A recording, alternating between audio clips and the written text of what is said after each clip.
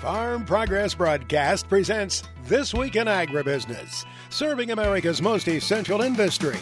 Brought to you by Case IH, solutions for every challenge, equipment for every farm. Case IH, built by farmers. Hello everyone, thanks for joining us here for This Week in Agribusiness. I'm Mike Pearson, and earlier this week I had the chance to travel to Coralville, Iowa to be a part of the Farm Futures Business Summit. It was a big weather week in Iowa with about 12 inches of snow reported just before the conference, but in spite of that inclement weather, seats were full. Farmers had gathered from around the Corn Belt to talk about many issues impacting the business of agriculture, labor, farm transitions, the markets, and we talked quite a bit about weather. Eric Snodgrass, a meteorologist with Nutrien and their chief science fellow, spoke first about the ongoing problems with drought through the Brazilian growing season. 3 months of near-record dryness. In fact, in some spots it was the driest it's been since World War II. And then the beginning of January brought in rain. In some places picked up 7 to 8 inches of rain. Even down in Argentina, some spots picked up over a foot of rain. So we have questions like, did that really help out much of the crop? Early planted, I don't think so. It'd already been burned up, it'd been too dry. Anything planted late probably got some benefit from it. But overall, really wet conditions to start off a new year. How long does it last? Those are some of the big questions we've got. When we think about really wet conditions in Brazil, Eric, it may be different from wet conditions here in America. What does it look like right now in Brazil and in parts of Argentina with this rainfall? How much are we talking? Yeah, so I think it's fun to compare it to where we are now. So if it was midsummer here and you got an inch a week, we'd be talking about bin busting crop. You got an inch a week down in parts of Brazil, that's drought. They need 2, 3, 4 inches of rain a week in late December through most of January. So to see them get in a 10 to 12 day stretch, some places over 8 inches, that is a little bit more than climatological average. And that's kind of funny to say, because if I put down 8 inches of rain out here, we'd be talking about, Genesis chapter 7 flooding, right? So this is a different setup down there. So have the rains come through and stop the bleeding? I think they have in the northern growing areas. Southern Brazil had plenty of rain early, which means they're probably looking a little bit better. At least we can see that from satellite. But overall, that crop's still compromised in the north. Now, you mentioned in the north, Eric. Brazil, of course, big country. I struggle sometimes to comprehend the size. Has the damage been uniform across the country, or is it concentrated in one region or another? I'd say it's concentrated most in the center-west region and the northeast region. The central area, like Goiás, Mato Grosso do Sul, Paraná, those areas are probably doing okay. Southern Brazil had some flooding problems earlier, like Rio Grande do Sul, Santa Catarina. But you talk about big growing areas. I mean, what I just listed off to you, combine all those states, that's like 2 corn belts worth of area. It's massive down there. And as a result, when I say that these north and central growing areas have been compromised, we're talking about several states in the U.S. worth of damage probably. All right, Eric, looking out to the long term, now we've got this moisture falling. As you consult your forecasts, how does it look for the rest of the growing season there in Brazil? Right, so to finish out the soybeans, actually the worst case scenario I think would be to stay too wet. Because now you have this late planted crop that's going to stay green longer, which means it's going to be delayed in harvest. Or if you have beans that have been compromised by heat and drought stress, if you dump a bunch of rain on them, it's like us getting heavy rains in October. We don't want that. We want to harvest the crop, which could push the whole crop production calendar around quite a bit, which means safrinha could go in late, which means if it goes in late, what if El Nino comes in and makes April dry? Now we've got problems with that crop as well. Let's get into that a little bit, because of course Brazil, that soybean crop is starting to get harvested right now. That'll proceed for a little while. Then that second corn crop goes in the ground, that safrinha crop. How big of a crop are we expecting so far based on the meteorological setup? Well, I think it'll be a combination of meteorology, and then it's going to be a combination of that and what's intended planted acres. We've heard a lot of rumblings that it's not going to be as big of a crop as what they could have put in. So question will be, does it go in fast? They needed to be done by the end of February so that the crop is maturing in late March, early April, and then when the monsoon shuts off, it'll be okay. If anything pushes that calendar back, we're going to struggle with having enough moisture on that crop during grain fill. So which means I think there's still going to be a market story there to be told as we go through the next 4 to 6 months. Because when would that monsoon end typically in a Brazilian year? Normally mid to late April is when it really begins to slow down, and then by May we're talking about getting into their winter dry season. So they need it to be, they need it to hang around longer than normal this year given some of the delays. And when it gets dry down there, they sometimes don't get moisture for 3 months in June, July, August, and early September. So like none at all. So they need to see the monsoon lasting longer than normal. Yes, it sounds like those Brazilian growers will need to be watching the sky for a while longer. Thanks to Eric Snodgrass, the Senior Science Fellow there with Nutrien. Today's larger, heavier equipment can lead to more soil compaction issues. Firestone Ag IFVF tires with 82 technology maximize load capacity while minimizing soil compaction. Visit firestoneag.com to learn more. Now it's time to talk markets. Joining us this week is Chris Robinson of Robinson Ag Marketing. And Chris, thanks for joining us. Hey, thanks to be here. We heard at the start of the show from Eric Snodgrass talking about the situation in Brazil. And he did not talk markets, Chris, but we've got you here to do that. What have we seen here in this soybean market over the past 3 months as this Brazilian weather has been crazy? Well, we really peaked out in October. It was kind of everything all came together like a perfect storm. And then there was no follow through, no matter what people said on social media and how many pictures of brown fields were posted. The market didn't care, and I think that caught a lot of people off guard because that's human nature. We got to the top of the range. Here we go. You had everybody in the media was talking about weather issues. You had the poor kid who passed away at the Taylor Swift concert because it was so hot in Brazil. And then it just never fell through. And then it was this creeping sell-off. And it was kind of one of those things. It's like a frog in a hot bath of water, gradually slowed up. And all of a sudden, 3 months later, spot beans dropped, $1.60, $1.70. So it was an opportunity that if you weren't aggressive, you missed. Chris, we saw dry, hot scare in the U.S. growing season last year pop the market. We saw it start in Brazil this year, and now it's fading. Is the market going to stop rewarding these early season weather scares with this crop technology? I don't think so. I think because that's always the big question. You're always a week or two away from a big problem, and as long as we continue to have the weather risk, I think we'll always see weather premiums. So right now, all the weather premiums gone. We'll see if it comes back in. Now, we're here in January. We've got all the way till, how soon do we start talking about delayed planting if we have some problems here in the U.S.?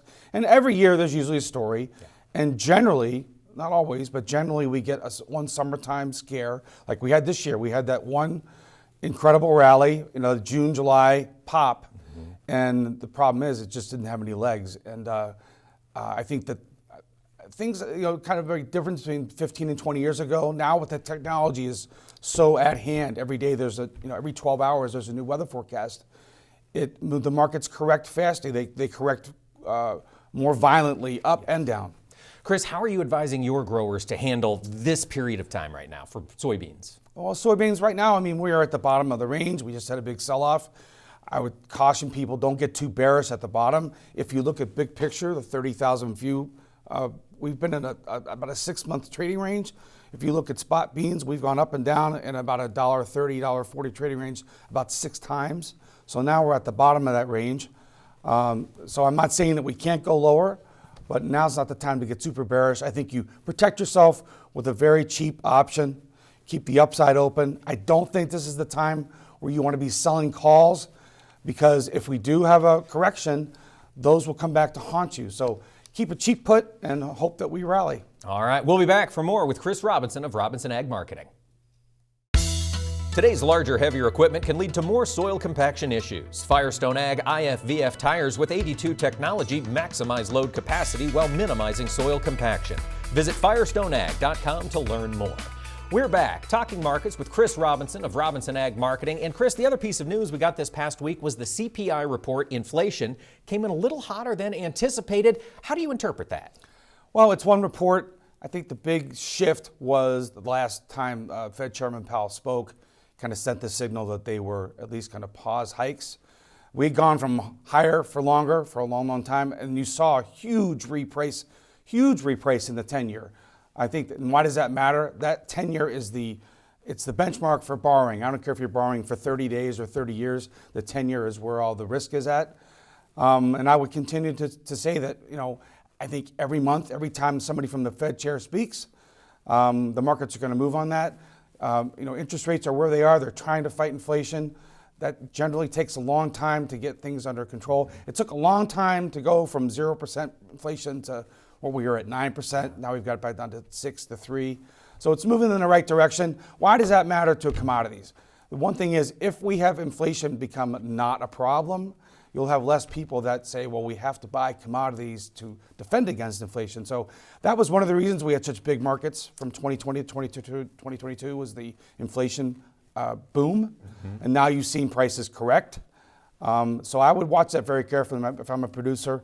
You know, at the end of the day, I think the things to watch are the 10-year. The other thing to watch is the price of crude oil. Crude oil is, you know, under 70. That's a big number for a lot of people. And, you know, we'll see how it goes. But it does affect, everything's interconnected. So, you know, actually, if you want higher prices for corn, wheat, beans, cattle, you kind of want crude oil north of 80. Right. Yeah, inflation lifts all boats. Yes. One commodity that has seen a big price decline, Chris, in the last 90 days is cattle. Yeah. Have we caught a bottom in this live cattle market here? Boy, I hope so, right? You know, for 3 years, it was where's the top? And don't bother me with puts. Puts never work. And then it's just like everything else in life. When you need them, you don't have them. I think a lot of people got caught sideways on that correction. It was such a severe correction. We hadn't seen it for a while. You know, we dropped to 7-month, 8-month, 9-month lows. Now we've had a bounce the other way, which is good. I would continue to watch. I think if the stock market stays high, that's the one positive thing. The stock market's at 38,000. That's huge. Regardless of why we're here. That actually is supportive for the cattle market. Okay. Sometimes these guys, if they can't buy enough S&Ps, they'll buy cattle.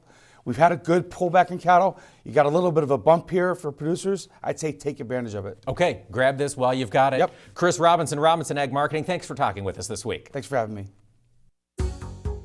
On Friday, the USDA released a trio of reports. The January World Agricultural Supply and Demand Estimates, December Quarterly Grain Stocks Data, and the Winter Wheat Seedings Report. From the Supply and Demand Report, traders were chiefly concerned with the final estimates for corn and soybean production in 2023.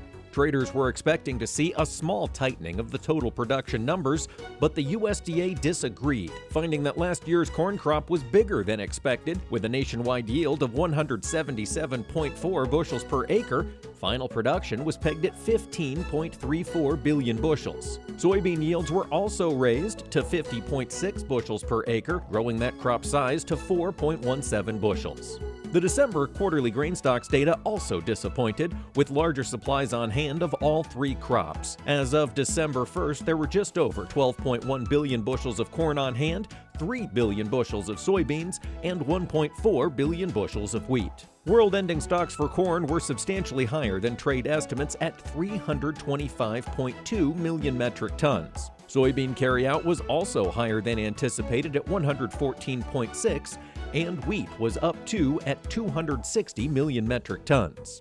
New crop winter wheat seedings were also announced, and across the board, acreage was down, bringing the total all-winter wheat acreage to 34.4 million acres, down slightly more than 2 million from a year ago. Greg Solier now brings us his farm weather forecast for the week ahead. Well, meteorologist Greg Solier has been warning us for weeks about winter approaching. And Greg, it looks like it's here. What are you seeing in the PNW? Well, a quieter spell of weather in that particular part of the country. Whenever you get these downstream outbreaks of Arctic air, you tend to build high pressure pull-off out across the eastern Pacific and across coastal sections. So not a lot going on this week except for the cold.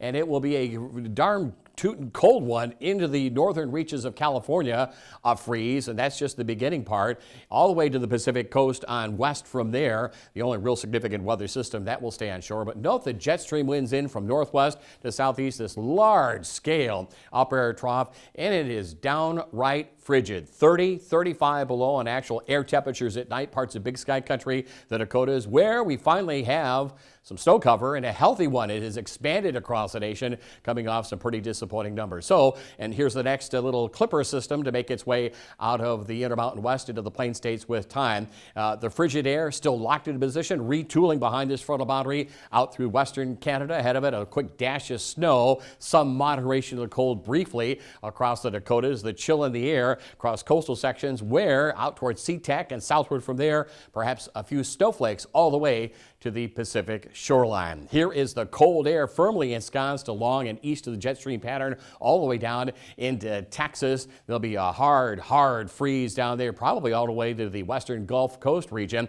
Bitter cold sub-zero readings at night into Kansas over the snow cover. The same applies out towards the Black Hills, and kind of a weak weather system riding the nose of the jet stream clipper feature across the Four Corners area. There'll be a hard freeze all the way into the central valleys of California, and frosted freeze into the San Joaquin Valley Valley as well early on into the week. Some moderation later in the week across the valleys, and we need moisture out here. The snowpack, the water equivalency, less than 40% of normal. That's disappointing for the winter season out across the Sierra. Freeze into the lower desert here, middle part of the week, and a little bit of snow as the cold briefly moderates across Nebraska on southward later on into the week.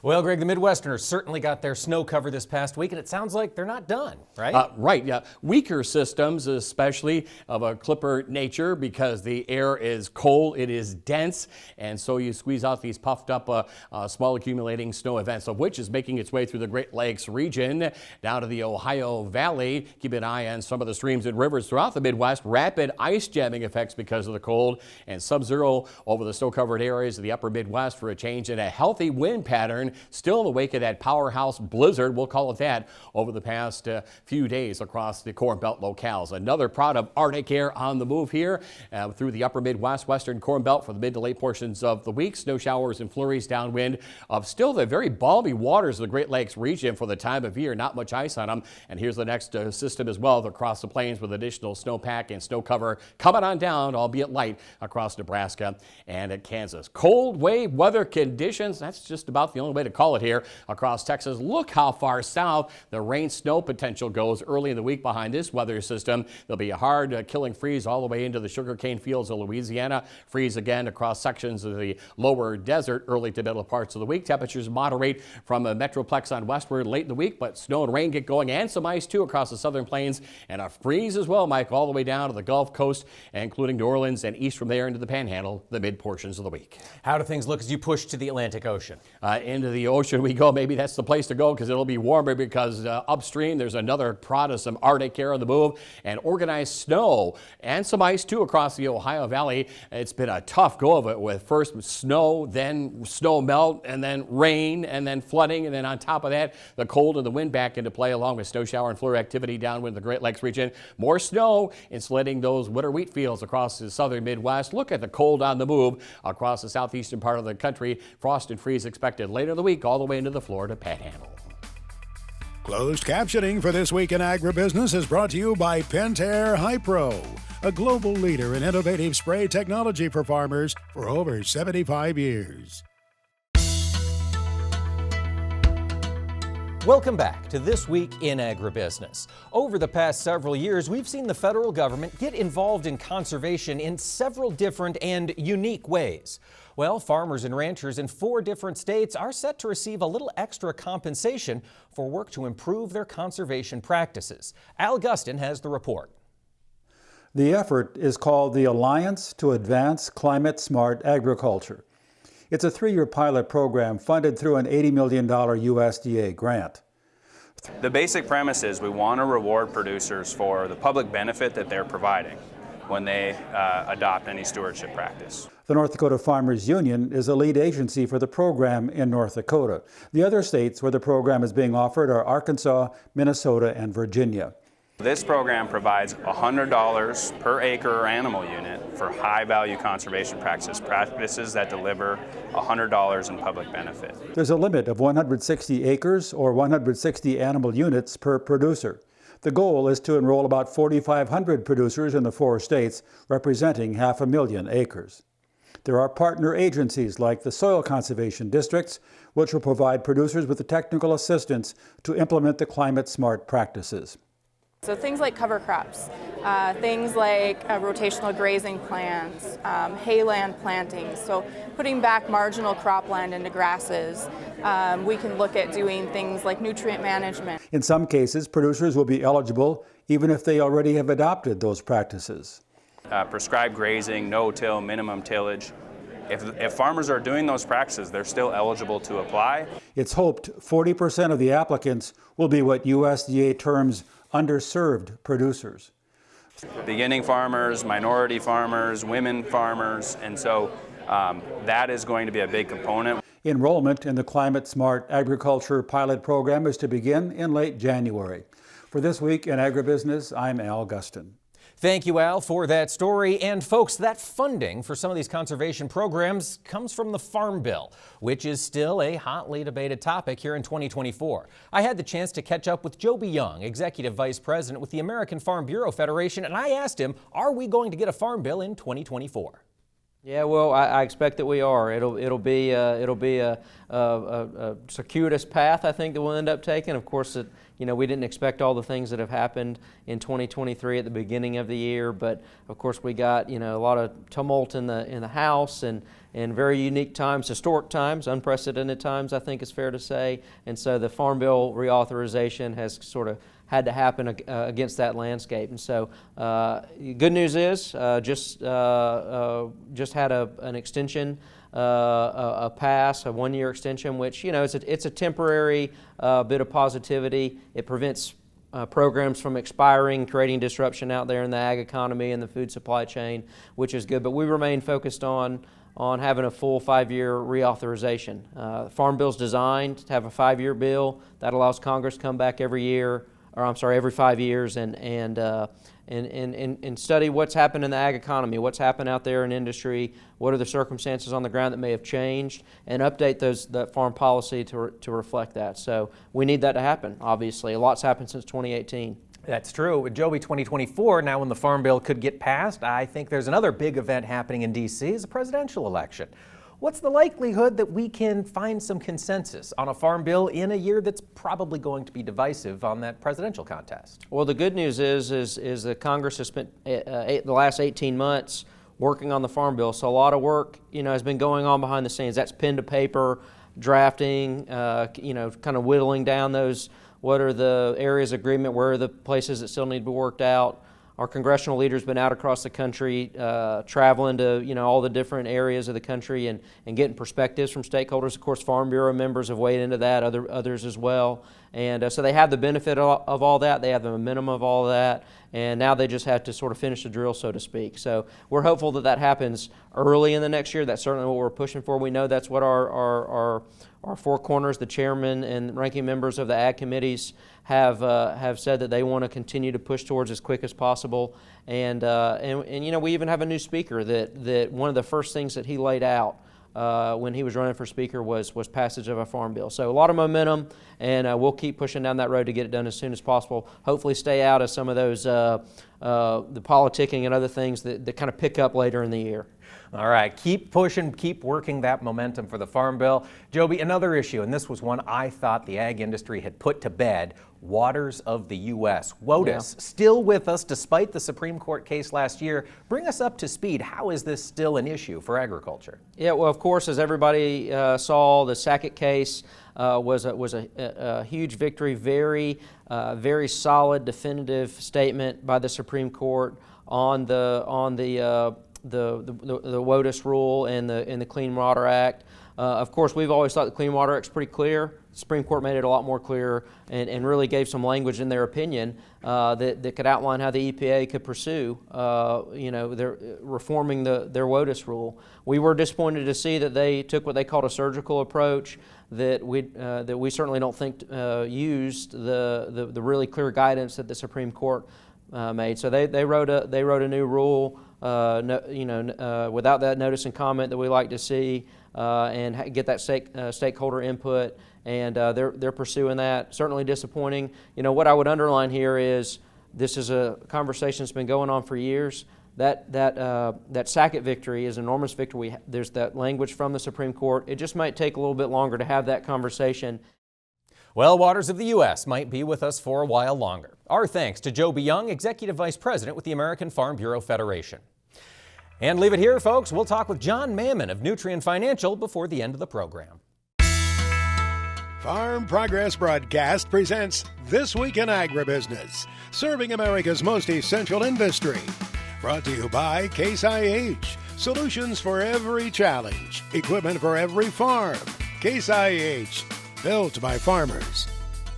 Well, with the winter season upon us, a lot of folks are concerned about keeping those buildings at the right temperature. Mike Newland, the Director of Agriculture Business Development with the Propane Education and Research Council, joins us now. And Mike, propane can be a great source for that building heat, can it? Absolutely. This time of year, we're always wanting to talk about building heat, as you mentioned, specifically on the farm, and we've got a great solution. So whether it's heating a shop, heating livestock, heating greenhouses this time of year, we think propane's got some tremendous advantages. A lot of those revolve around emissions, but also the precise control that you have with heat. Livestock this time of year, those small animals have to be warm to be healthy. They absolutely do, Mike. That's key. And of course, when you're heating up a building, it's not that much different to heat up water heaters. So key. It's not. Conventional water heaters have been around a long time, running on propane. We've got on-demand water heating that's becoming more and more viable, especially in this space. If you look at large use dairies, perhaps, we do a great job with tankless water heaters, running those in series to give folks all the hot water that they need at a very economical price. Mike, you mentioned propane has some advantages over competing fuels. What would drive people to look at a propane installation today? Yeah, I think price and convenience. You know, when we talk water heat, endless water, hot water. I think that's the big feature that our fuel produces and offers customers. So we think that's a big advantage. You're also controlling your own energy, if you will. You're putting it in a tank, you've got that available whenever you need it. You're not relying on an electrical grid to heat your hot water. That's so true, Mike. And those electrical grids, we get so tied to them, but when they go down, it can be catastrophic. Are you seeing more folks turn to propane generation? Absolutely. Generators are a big thing around the farm. Whether you've got livestock, as I mentioned before, greenhouses are dependent upon having power, making sure we're not seeing those temperature dips throughout the year. So whether it's a portable generator, maybe a towable generator, all those are available, and obviously backup power for the farm, for the house. So much is happening in the world of propane. Mike, where can our audience go to stay connected to the world and to the research that's happening? Absolutely. Everything that you would want to find out and research regarding propane, I'd encourage folks to go to propane.com. Propane.com. Mike Newland, Director of Agriculture Business Development with the Propane Education and Research Council. Thanks so much for joining us this week. Thank you. Greg Solier is back now with his extended farm weather forecast for the nation. Earlier in the program, meteorologist Greg Solier said it's going to be a busy weather week next week. Greg, who's going to get what from a precipitation perspective? Everything but the kitchen sink comes on down in places you don't necessarily want to see it in the kitchen sink. Mike, all the way down to Houston, Texas. Remember a few years ago, not quite the severity, the duration, but tough enough down here with some ice potential all the way down to almost the Gulf Coast of Texas, down through Bayou country just north of there into areas of the southern Piedmont. Snow and ice potential here, and on top of that, probably liquid equivalency of maybe an inch or two worth of moisture. So, yeah, at least it's drought relief, but here it is, active weather pattern here, 1/4 to 1/2 inch if you melt down the snow across the Corn Belt locales into the northeast of New England. Just probably too cold to get anything organized in the moisture department across the upper Midwest, southern Canadian prairie. Bit of snow back in through areas of the northern and central Rockies, and maybe something through the mountains of New Mexico. But basically cold, and where you get snow and ice, you normally don't get snow and ice over the southern states this week. Well, let's talk the week of January 22nd. Greg, is that cold still locked in place? It's locked into position. Remember, we've talked about this. It's an El Nino year. So what? It's not the classic textbook around here. It's beginning to weaken a little bit. But sometimes we take a look at indices across the Atlantic and the Pacific. The stratosphere above the main producing weather systems in the atmosphere is warming. So you got to dump the cold air somewhere. And here it is, heading through the 3rd and 4th week of January. More cold wave weather conditions, some warmth across the Gulf Coast areas. Pacific Northwest, snowfall probably all the way to the ocean sea level locales. More snow and ice under the southern plains down through Dixie. And probably too cold for anything organized in the moisture department across the upper Midwest and Great Lakes regions. All right, Greg, as we get into the first few days of February, is there any moderation in that cold? Would suspect the groundhog will be probably bundled up to a certain degree, although there's some moderation, some northward movement, retrogression on the cold. It's still a pretty active west to east jet stream pattern, and we get, again, a compaction of these temperatures. Warmth across the deep south, normal temperatures for a change. You'll get a relief spell or two across the Corn Belt locales, the plains from the cold wave weather pattern, but it's going to be a busy one. And for some areas, this is is okay, I suspect. More snow for parts of the central Rockies. More snow, probably some ice too across the northern and central Corn Belt locales. And this is going to be a tough go of it with more winter storminess over the lower lakes of the northeast of New England, drying out through Oklahoma, Texas, and across the southwestern sections of the country too. Fill us in on the week of February 5th to the 11th. Greg, what do you see? Still a lot of cold air retooling across the upper Midwest, northern Plain States region, a buckle in the jet stream pattern as well. That typically means an active weather pattern. It will across the Rockies, northern and central parts of the plains, and a stormy pattern for the Ohio Valley. The Farm Progress Roundup is sponsored by Brandt Industries. Lead the field with Brandt's lineup of high-quality, high-capacity field grain belts and augers. Visit brandt.ca for more. Farm Progress's Senior Content Director, Eric Braun, is recently behind a new podcast out from the Farm Progress team. I got some more details from him. Yeah, FP Next is a new podcast we've got. As you said, it's really a terrific podcast. It's a conversation between Sarah McNaughton, who's our editor of the Dakota Farmer, and Kurt Ahrens, who's the editor of the Nebraska Farmer. And so you get kind of the perspective from an experienced farmer like Kurt, who's grew up on a farm. He has tons of farm experience. And you've got Sarah, who's definitely got some farm experience and also some broadcast experience, but she's also a young farmer. She's up and coming and a terrific conversationalist. So it's been really nice. It sounds like it's going to be a fun way for Sarah to learn from Kurt, but also I bet Kurt can learn a few things from Sarah. He can, especially just in podcasting, right? So in fact, Kurt's most recent column was about what he's learning in the podcast space. So it's pretty nifty. It's a good conversation, and they just have a great relationship. They work together a lot anyway, and so they just talk, and it's really good and learning experience for both of them. Oh, I bet. Now, as I think about Farm Progress, of course, our audience can find us nearly everywhere, and I understand, Eric, you've been essential in helping promote that digital side a little bit, especially the revamp of farmprogress.com. Could you fill us in a little bit on what else changed? Yeah, we had a complete redesign last year from the front end that the users see, and also on the back end that my team uses to create the website each day. So it's really helped build the speed of the website. So if you're looking on your desktop, it loads much faster. If you're looking on your phone especially, we've seen traffic on mobile phones and mobile devices really grow double or triple the year. So it's been a really good redesign for the website. Eric, and what's been the feedback so far? I understand people are using it more. That's always wonderful to see, but are they able to access the news stories better? Is it helping the audience find the stories they're interested in? It is, yeah. The sites really show up good on search, right? So people are able to find our content more easy, on their devices, on their desktop, and they might just get an alert from someone now that they didn't get before. But also just going to the homepage, you can really navigate through the website much easier. It's much cleaner. We simplified the navigation so that it's much easier to find what you're looking for.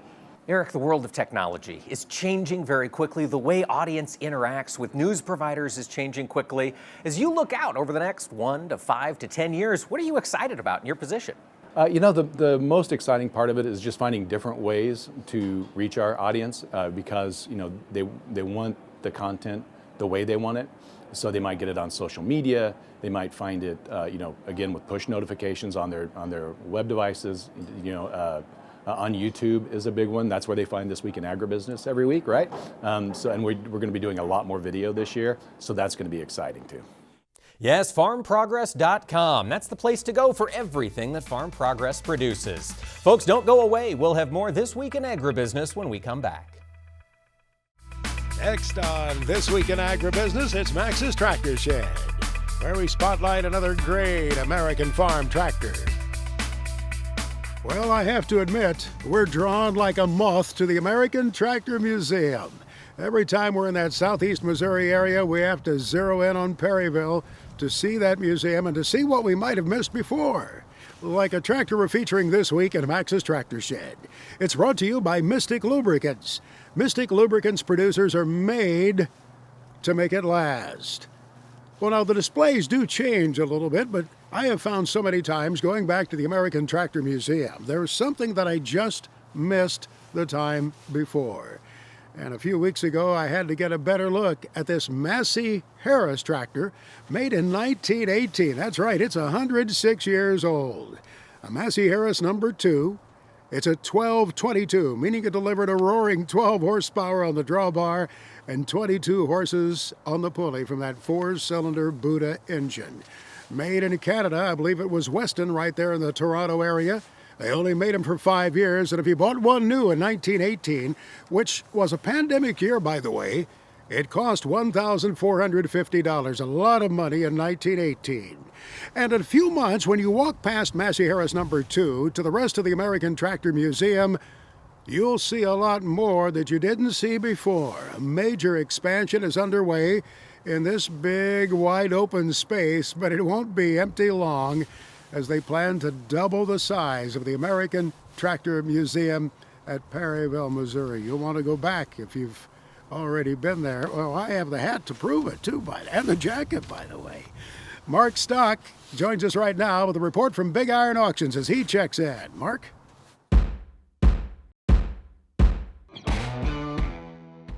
Well, hello, Max. Next week, we feature some outstanding late model farm machinery on retirement sales. On Tuesday, January the 16th, Greg and Nancy Forward will have their retirement sale. They're auctioned by Tampico, Illinois, selling their 2021 John Deere S760 combine with 261 separator hours. On Wednesday, January the 17th, 990 items will be sold, including 47 items from the Ingram Farms LLC retirement sale by Franklin, Nebraska, featuring a 2020 John Deere 560M round baler.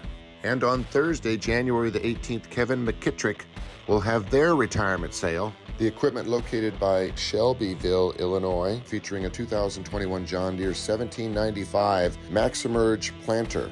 And then Max, next week on January the 16th, 520 acres of Schuyler County, Illinois land will sell in 5 tracts. There's an 80-acre tract of Iroquois County, Illinois land selling on January the 17th. Also January 17th, 99 acres will sell in Shelby County, Illinois. On January the 18th, 191 acres will sell in McLean County.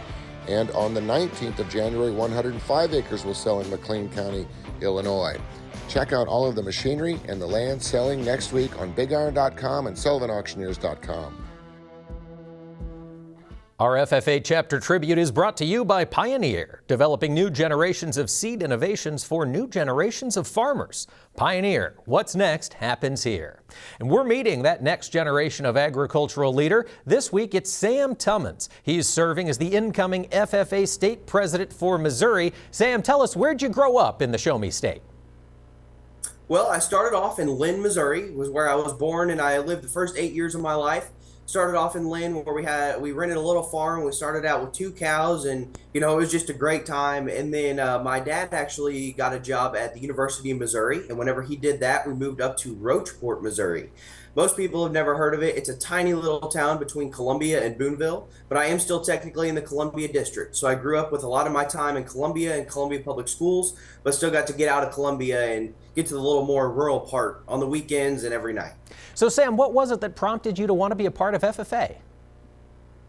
To be honest with you, it was a lot of things. My dad's position, he was an ag advisor for many years, and then he went to the University of Missouri, and now he's big in the ag ed department there. So that was a big draw. My grandpa was in it. That was a huge draw. And then whenever I got there and started doing the events, I realized it was just a lot of fun. That's something that's often overlooked by everybody that's recruiting hard for the FFA. They're looking at the leadership opportunities and the contests, which are all great things, and I think that they're fantastic. But the key part that you're missing out on that a lot of kids today want to see is that it's also a lot of fun to be a part of.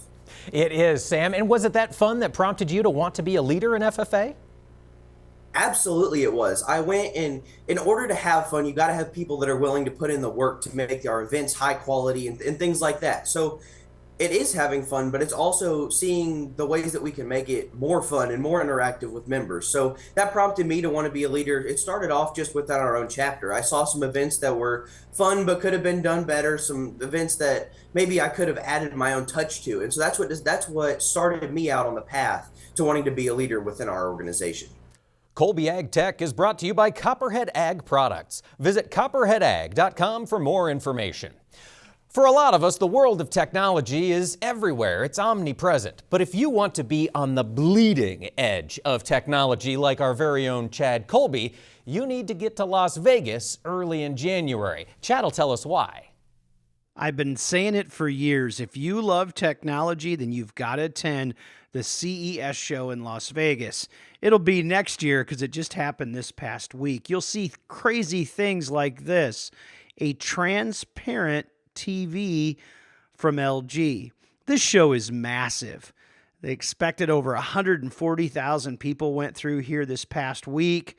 The cool part is not just the 4,000 vendors with great technology like you see here, but you know there's almost a third of those are first-time attendees with brand new technology.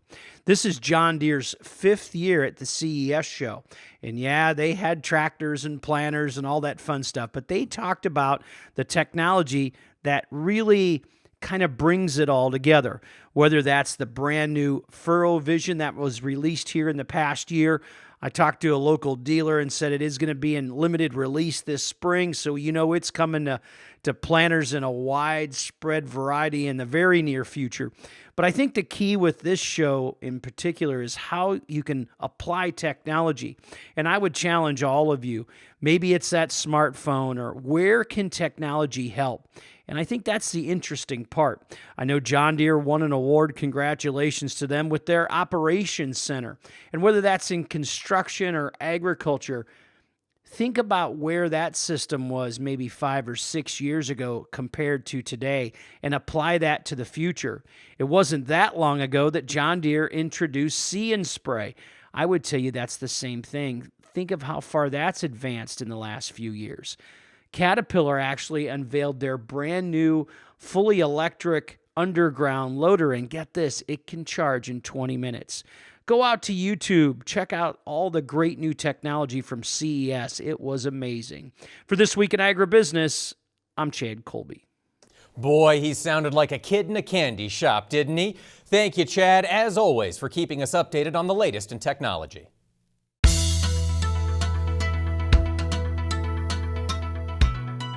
One aspect of the Farm Futures Business Summit that I've always appreciated are the interactions between the agribusinesses who come and the attendees. While I was in Coralville this past week, I had the chance to catch up with one of the exhibitors, John Mammon from Nutrien Financial, and we talked about just what they're bringing to their clients. Nutrien Financial was envisioned to be able to bring economic advice for the products and services that we sell at Nutrien Ag Solutions. It really focuses on taking the farm-driven agronomics our crop consultants bring to our growers every day and pairing it with field-driven economics that our territory team enables from the same farm gate, the same back roads that our crop consultants are traveling, to be able to pair cash flow with agronomic advice. As I think about how that impacts the grower long term, John, one of those key issues on and on again every year is weather. And of course, that was a big issue for attendees at the Farm Futures Summit this year. How does weather impact your Nutrien clients? Weather plays a huge role because the two big things that growers always worry about are weather, its impacts, and how they cash flow their crop on an annual basis.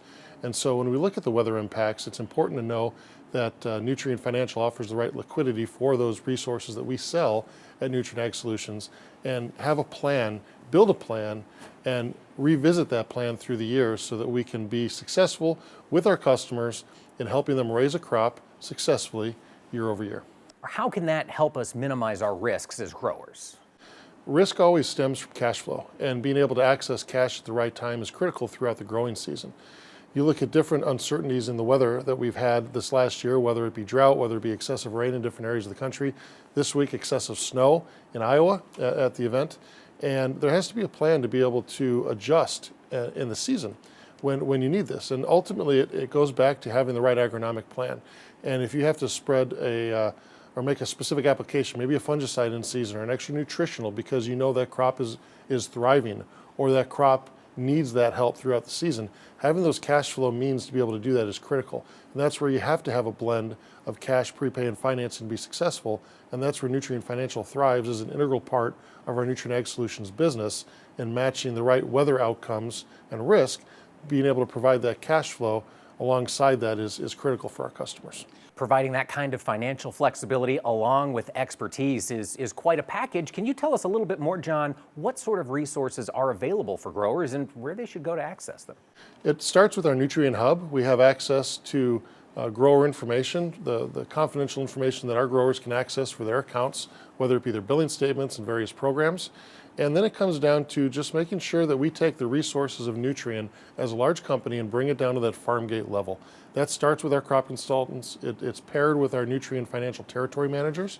And that's where we can sit down and build a crop plan that's based off of the acre that is important to our growers, their acre, their turn row, their crop, and making sure that what we plan works for them at every avenue. And it starts really with that agronomic expertise, carries through a cash flow plan around the right products and services, seed, chem, and fertilizer that they need to be successful agronomically, and then making sure that we revisit that plan throughout the year, because inevitably weather changes. So should your agronomic plan, so should your economic plan that you pair with it. And so it's making sure we have every facet of that plan at the grower's fingertips throughout the year and the resources that can support it. You can access all of those resources from Nutrien Financial there on their website at nutrienfinancial.com. Our thanks to John Mammon for taking the time to fill us in on the initiatives they've got working. And thank you for taking the time to join us here today for This Week in Agribusiness. Be sure to set your schedule. We'll be here again next week, same time, same place, right here. We'll see you then, everybody. This Week in Agribusiness has been brought to you by Case IH. Solutions for every challenge. Equipment for every farm. Case IH, built by farmers.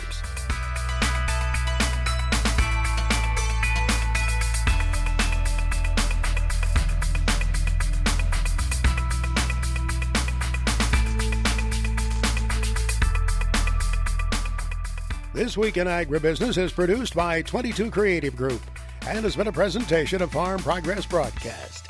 We invite you to visit us online at agbizweek.com.